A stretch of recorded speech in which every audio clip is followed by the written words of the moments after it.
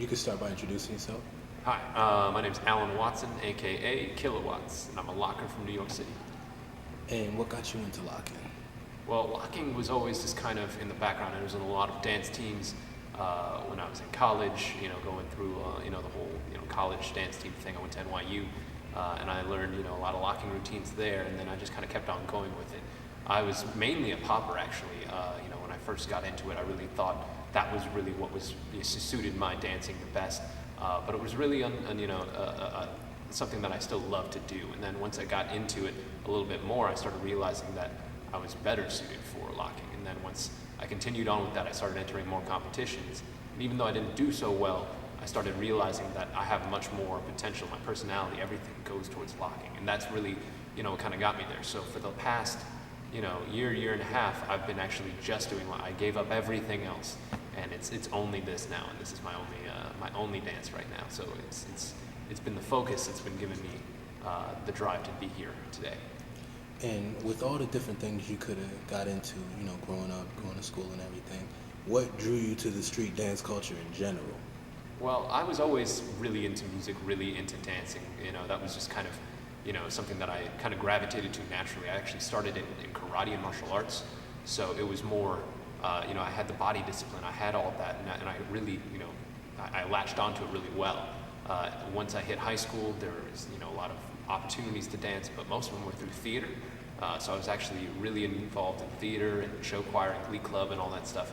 And that's where I discovered that I actually had an innate talent for dancing. I, became a dance captain. I learned how to teach people. It was in Minnesota, so I had to really, really learn how to be a good teacher to other people because it was really tough to get a lot of my teammates together on that. But after that, I learned so many skills from that it translated so well. I had a lot of Wiggles DVDs back in the day.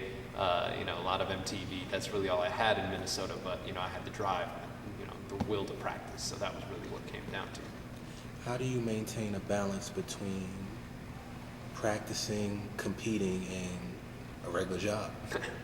Yeah, I've been doing the double life, so to speak, for quite some time. I was doing, I was a full-time student at NYU. Once I moved to New York, I ended up using my talents for teaching people how to dance, really, strictly beginners.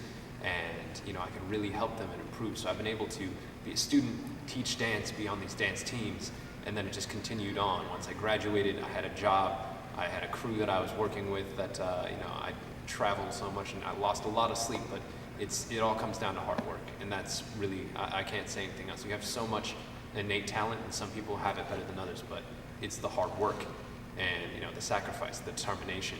That's really, where you can find balance. I'm also pretty organized in my own right, so that helps. I like a pretty solid calendar, and I'm, one person to really try to schedule things out so I can do the best of my abilities all the time. I don't like letting people down. Who are some of your inspirations and teachers?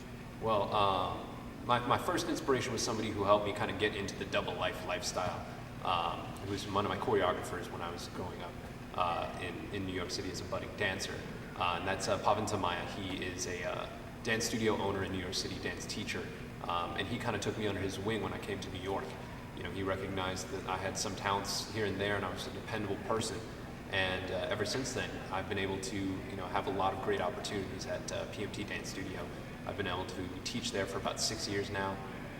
It's grown with me. I've grown with the studio. It's been a great thing. So he's been a great inspiration to me, not only in the dance, but he also went to NYU. He had aspirations to be a doctor. He, took the MCAT, did all that. He was ready to go.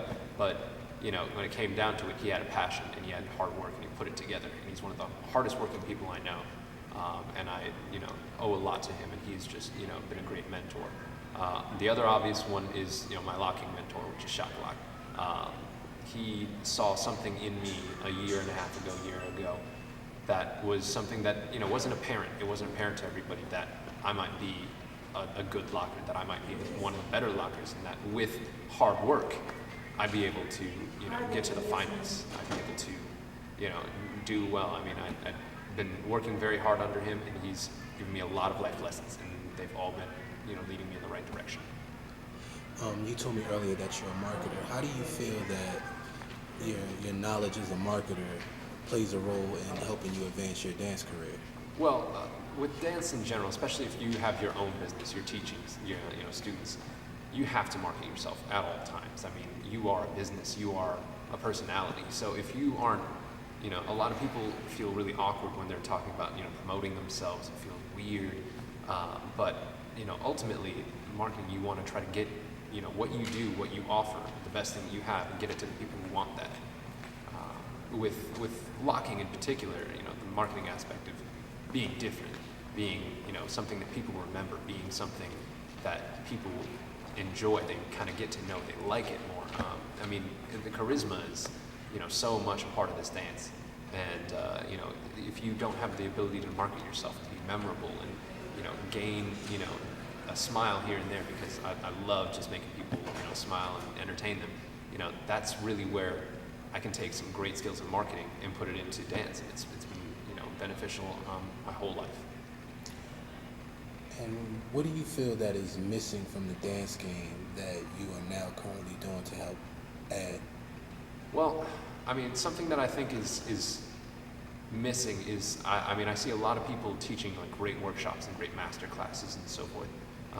I particularly teach, very, very beginning students. And I think that there's a huge gap between somebody who's, just interested, has no idea really what it is, and then, somebody who wants to be a professional dancer. And there's a lot of times where, a dance class is, could be a lot of different things. And I think it's, a great thing, that a couple things that I do is that, that I'm doing to kind of hopefully help that at my studios. I teach only beginners. I almost specialize in people that tell me that they can't dance, and I try to push them to learn to dance and get different things, so we can actually get. It's so much more rewarding for me to help somebody who has never danced before, that is just making a slight improvement, but it's helping their life considerably.